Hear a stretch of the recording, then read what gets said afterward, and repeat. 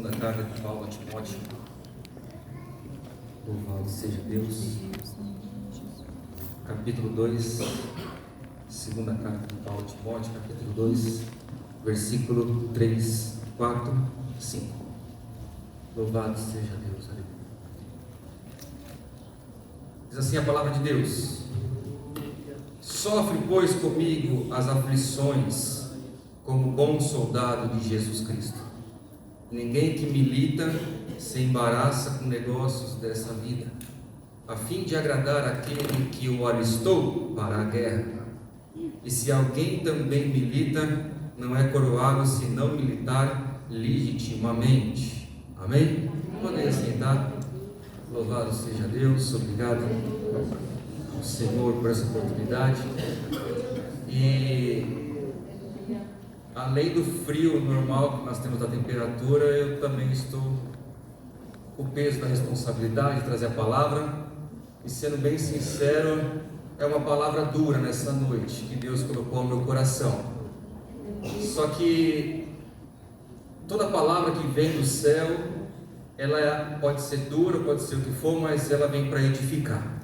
Ela vem para transformar, para salvar, para mudar vidas e até mesmo para curar as feridas. Às vezes a gente não entende agora, mas amanhã a gente vai entender. E Deus falou no meu coração, e é por isso que eu estou sentindo mais frio do que os irmãos, porque a responsabilidade parece que está bem grande. Mas vamos lá. Hoje é culto dos jovens. Hoje é culto dos jovens e eu quero perguntar uma coisa para os jovens. O que faz você estar na igreja hoje? Por que vocês estão aqui hoje? E não precisa me responder, e Deus está vendo a sinceridade no coração de vocês. E eu vou mais além. Se hoje o teu pai ou tua mãe, ou quem te traz para a igreja faltar e Deus recolher, você vai continuar vindo, jovem? Ou você vem porque teu pai tem que vir, tua mãe tem que vir, você tem que vir junto? Ou você vem porque você mora na mesma casa que eles, então tem que vir junto? Mas se hoje os seus pais ou aquele tutor que você tem soltar tuas mãos e falar assim, pode ir, como vai ser o teu relacionamento, a continuidade na vida cristã?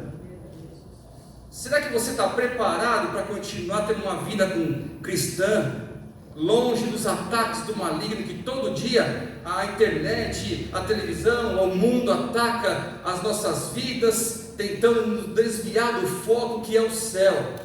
Então eu pergunto para os jovens, como que está o teu relacionamento com Cristo? Você poderia ler a palavra que nada nos separará do amor de Cristo nessa noite, jovens? E eu falo jovens, mas é a igreja inteira, eu falo para mim mesmo nessa noite, mas eu falo para o jovem que é culto de jovens. E hoje nós pais temos a responsabilidade de ensinar nossos filhos como que se deve andar, proceder diante da presença de Deus. Mas uma hora eu e você, irmão e irmã, nós não vamos estar mais aqui, e o desejo da nossa alma, do nosso coração, é que a gente se encontre no céu, filhos. É que a gente possa ter a salvação da alma de vocês, filhos e filhas. Então, eu estava vendo uma reportagem esses dias, que o repórter entrevistava crianças e crianças de 3, 4, 5, até 10, 11 anos, e eles sabiam a música de funk, sabiam a música sertaneja, sabiam a música tal, mas não sabiam cantar o hino nacional. Agora eu pergunto para os jovens que estão aqui, vocês, eu até perguntei aqui, eu falei para a Isabela, fala para a Júlia, colocar uns youtubers lá, que eu não tenho nem ideia de quem seja, mas está bombando entre os jovens, e ela colocou alguns aqui, mas não veio ao caso ler. E eu nem conheço a maioria do que ela colocou, mas aí eu pergunto assim, vocês conhecem muita coisa que está acontecendo no Instagram, no Facebook, na internet, mas você sabe quais são as 7 dispensações da palavra de Deus? Você sabe quem são os apóstolos de Jesus? Vocês sabem quais são as 13 cartas paulinas? Vocês sabem o que é preciso para ter a salvação da alma de vocês? Vocês sabem como que faz para seguir os caminhos do Senhor, jovens? Vocês sabem, é isso que preocupou meu coração nessa tarde, porque eu não quero estar velho e ver minha filha saindo, ouvindo funk, ouvindo outras coisas do mundo aí afora, tomando cerveja, tomando isso, tomando aquilo. Eu quero ver minha filha na presença do Senhor, louvando e exaltando. Eu quero ver minha filha como uma mulher de pastor,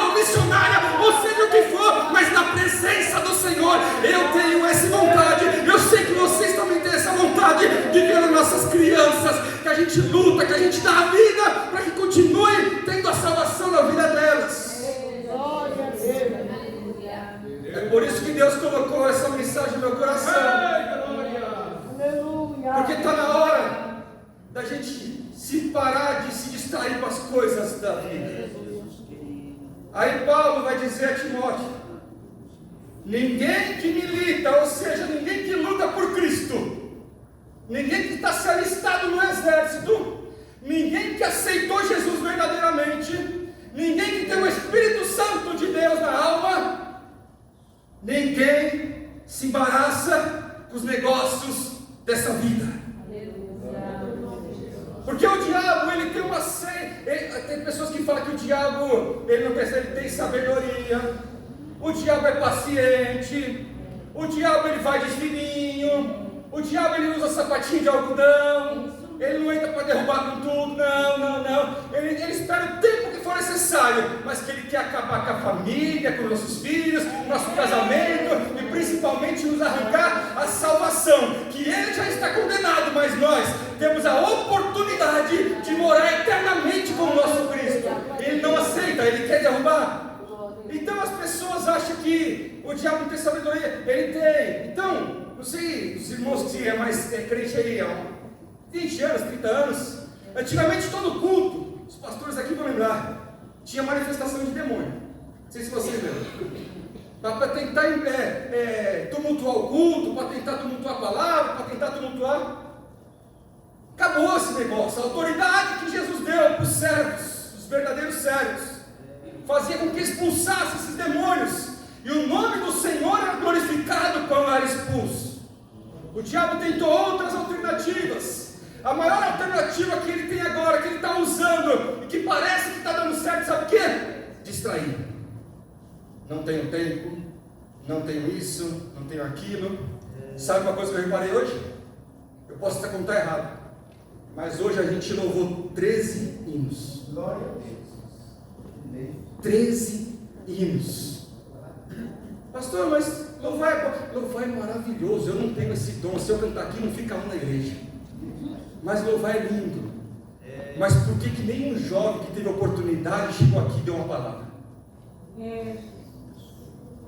Por que nossa igreja, eu falo igrejas, tá? Não a subsede, mas a igreja no geral, está faltando jovens que saem da mocidade e vêm no culto pregar? Por que está faltando?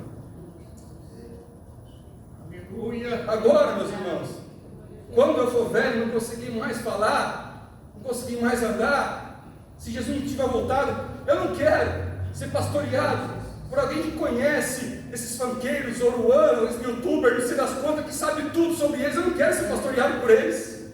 Eu quero ser pastoreado por jovens como vocês, que começaram uma trajetória com Cristo como vocês estão começando, que têm a vida limpa como vocês estão tendo a vida limpa, mas só precisam de vocês, do foco, do esforço é de vocês. O que vocês precisam, os pais podem fazer um pouco, mas não tudo. Jesus, ele pode fazer, mas não vai fazer tudo. Por isso que a Bíblia diz: esforça-te e eu te ajudarei. Ou seja, Jesus não faz tudo sozinho, os pais não fazem nada sozinho. Se os jovens não quiserem, ninguém faz.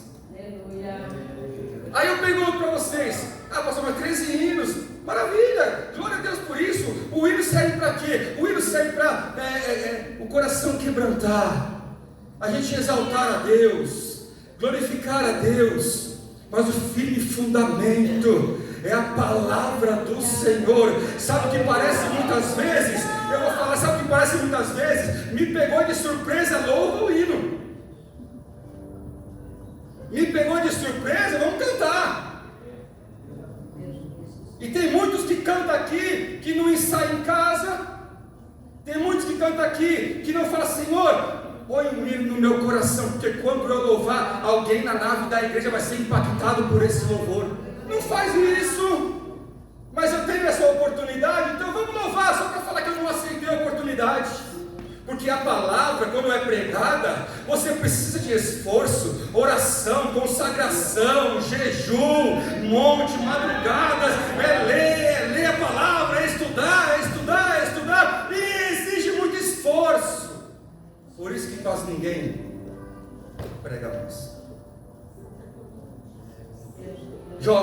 Deus, a nossa geração vai ficar para trás. E eu preciso e quero ter pastores como eu tenho hoje, como eu tive ao longo da minha carreira, pastores que são referências. Eu quero que vocês me ajudem a descer do púlpito bem velhinho, se Jesus não voltar, mas eu saia pulando de alegria, porque Jesus operou tão grandemente na vida da igreja. Eu quero ter pastores, eu quero ter esposa de pastores, como meus tutores ali, ensinando que a palavra realmente ensina, que pecado ainda é pecado, que a gente não vai para o céu facilmente, não, vai ser complicado, é difícil, é todo dia vencendo o pecado, é todo dia lutando contra a carne, é todo dia matando um leão, e se você não fizer isso, você não consegue. E o diabo está usando hoje o que? A distração. E hoje a maior distração que tem é o celular. Agora eu pergunto assim, como que estaria a nossa igreja hoje? Obreiros, irmãs e jovens, como que estaria a nossa igreja hoje? Se o tempo que todo mundo aqui passa no celular, a gente passasse orando. Acho que a gente estaria pertinho do céu. A gente estaria pertinho do céu. Eu acho que a gente ia começar a andar aqui e Deus já ia bradar. Eu acho que ia passar anjos voando para um lado para o outro. Eu acho que a gente ia ter visões, a gente ia ter cadeirantes andando novamente, a gente ia ter surdo ouvindo, a gente ia ter crianças chorando, sendo batizada no Espírito Santo. Mas a distração de Satanás está fazendo a gente esfriar. Então toma cuidado, porque desde o início Satanás usa essa estratégia. Quando Davi não foi para a peleja, quando Davi não foi para a guerra, foi falado isso, ele ficou andando, perambulando pelo palácio, até que ele chega no terraço e vê quem? Vê quem, jovens? Glória a Deus. Batseba. E exatamente, não está na Bíblia, mas é um ditado muito coerente, que fala que oficina vazia é a oficina do diabo. Quanto menos você está ocupado, mais há condições de você pecar, pensar coisas erradas, matutar alguma coisa que não seja de Deus. E foi ele, o diabo soltou no coração de Davi, distraiu do foco principal, porque Davi tinha que estar na luta, Davi tinha que estar na guerra. Ele não quis ir para a guerra, ele ficou lá perambulando no palácio. Foi assim então que ele pecou.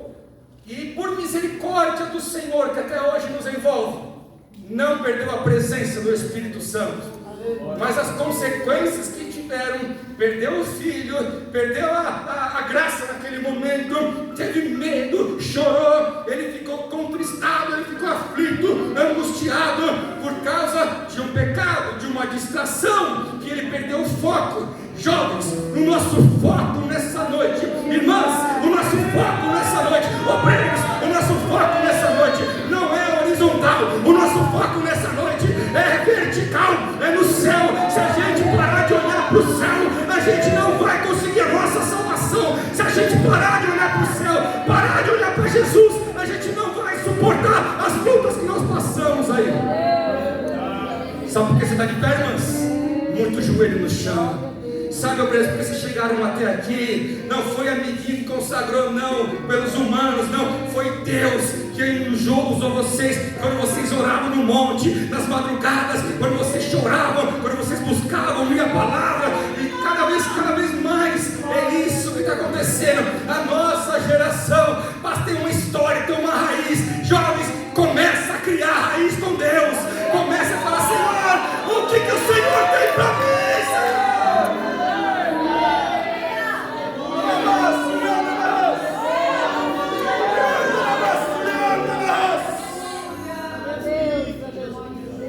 Aí eu faço a pergunta para vocês, amados jovens.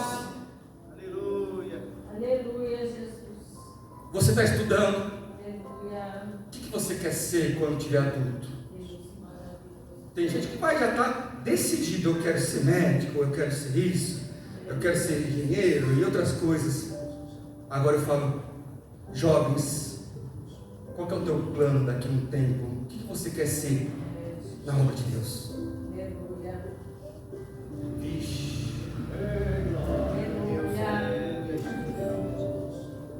Está se embaraçando, jovem.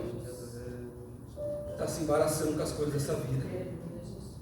Eu não estou falando para você abandonar tudo, porque a gente tem que conviver as duas coisas. A gente tem que conciliar, porque ainda nós somos carnes, ainda precisamos trabalhar, ainda precisamos nos atualizar com as coisas. Mas perder o foco jamais, jovens. Porque já vocês não começam a ler um pouquinho mais. Você que tem um chamado de pregador, você que tem um chamado, e Deus já falou para você: eu vou te usar como pastor da minha obra. Você, irmã, que eu vou te usar como missionária, porque está tudo parado. Sabe quem que pode impedir os planos de Deus na nossa vida? Não é Satanás de maneira alguma, de forma alguma, que são os demônios. Sou eu. Você. Só uma pessoa pode, nós mesmos. Porque tem pessoas que recebem promessas de Deus e fica parado, esperando as coisas acontecerem. Mas jovens, pelo amor de Deus, nós queremos uma geração, não igual a nossa, melhor que a nossa. Nós queremos ver o avivamento no final dos tempos, e que esse final dos tempos seja na geração de vocês. Quando ficar velho, ainda que eu não consiga falar, mas eu quero falar em línguas estranhas, porque eu quero estar numa igreja onde o pastor seja um de vocês, onde vocês sejam esposos de pastores, onde vocês tenham uma sabedoria, e não a sabedoria do mundo, a sabedoria dos céus. Vocês foram chamados, o prêmio que você está em você é gratificante saber que vocês, muitos aqui nasceram na igreja, muitos aqui são filhos de crente, são netos de crente, sabe tudo que os pais passam e sabe como que é o caminho certo a seguir, mas você às vezes não dá valor. Nessa noite, em nome do Senhor Jesus, está na hora de cortar o cordão umbilical hoje e falar assim: eu sei que meu pai prega, minha mãe louva, mas o que Deus tem para mim? Eu quero ministério, Senhor, eu quero algo novo na minha vida. O que o Senhor quer? Me revela. Ele vai te revelar, mas sabe aonde? É nas madrugadas de joelho. Pastor, mas está frio, mas o fogo do Espírito Santo aquece o nosso coração e a nossa alma.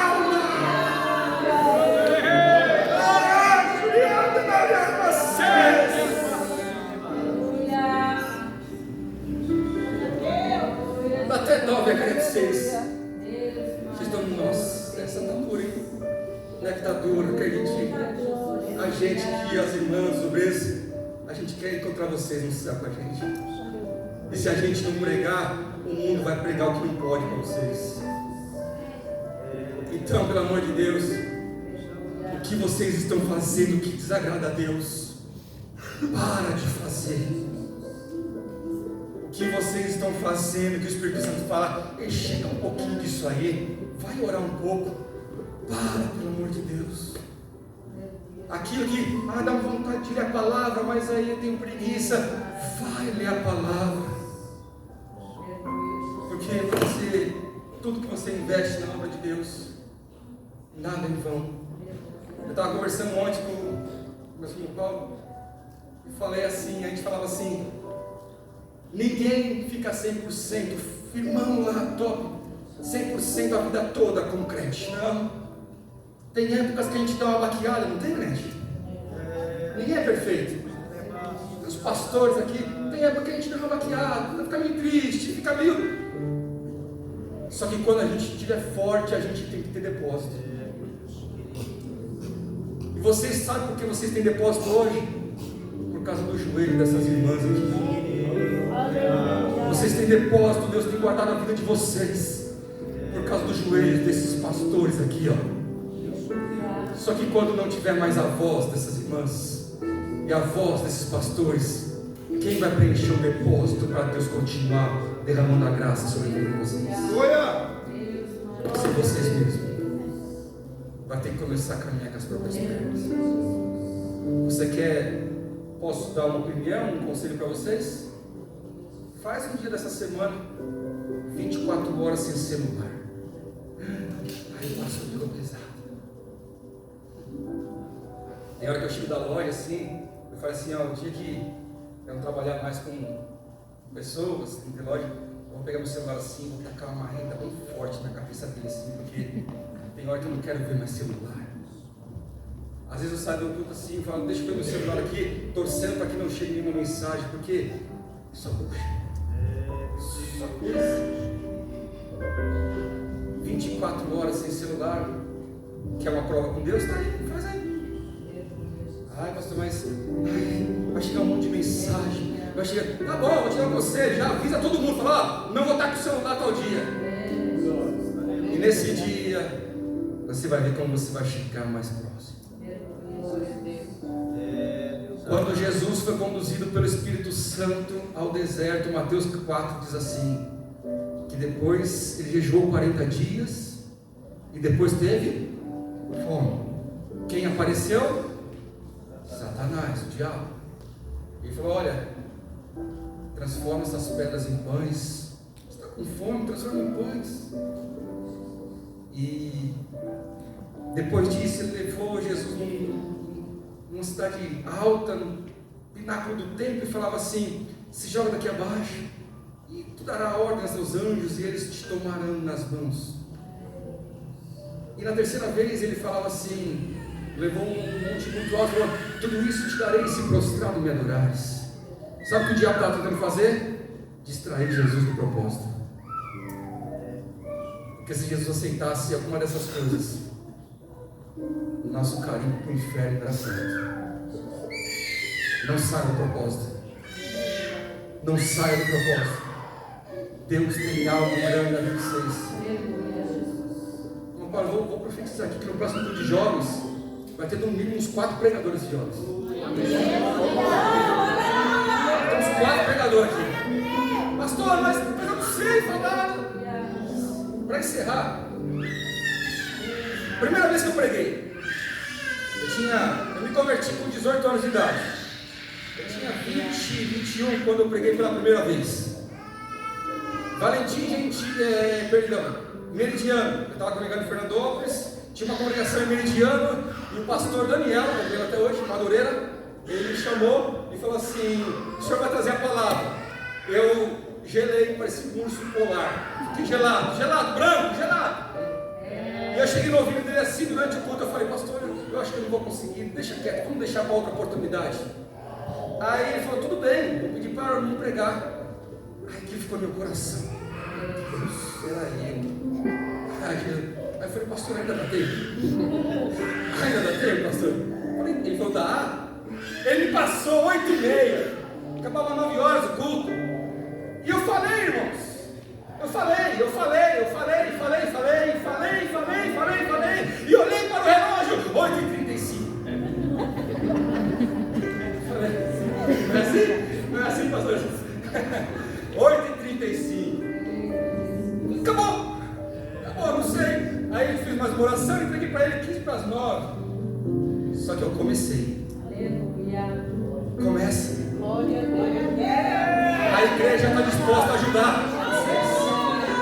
A igreja está aqui orando por vocês, para daqui sair verdadeiros homens e mulheres de Deus, que fazem a diferença, não só aqui na igreja não, mas no mundo, que façam a diferença onde vocês andarem, jovens. Mas começa, meu primeiro passo nessa noite, para de ficar na rotina, mesma coisa sempre. Se me der a oportunidade, eu vou falar só isso, aquilo. Não, começa a mergulhar na palavra do Senhor, começa a parar de se distrair com as coisas do mundo. Eu quero Deus, eu sou de Deus, que Ele cresça, eu diminua, Ele vive em mim. Eu quero mais do Espírito Santo, eu quero dons espirituais, eu quero dom da cura, eu quero dom da libertação, eu quero orar pelas pessoas, e as pessoas sentir a presença de Deus.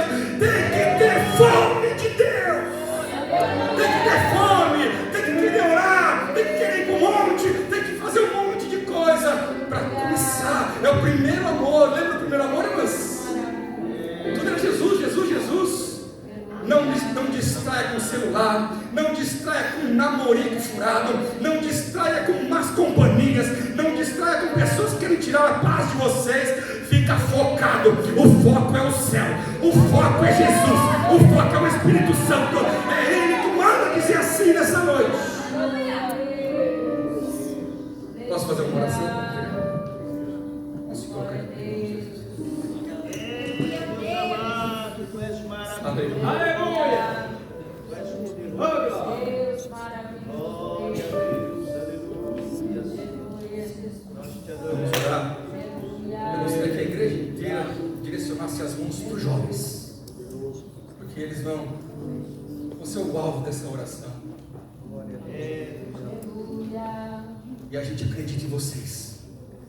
A gente acredita em vocês. Eu sei que vai ter momento que os jovens que se sentirem à vontade, vem para frente. Então, aí eu vou pedir para estar ungindo vocês. Vocês que têm promessa. Vocês falam, ah, mas Jesus já falou tanto comigo. Parece que não é que ele não fala mais, é porque parece que está um pouquinho distante. Ele está com saudade da tua voz nas madrugadas. Ele está com saudade do que você está fazendo. Ele está com saudade. Oh, Deus poderoso.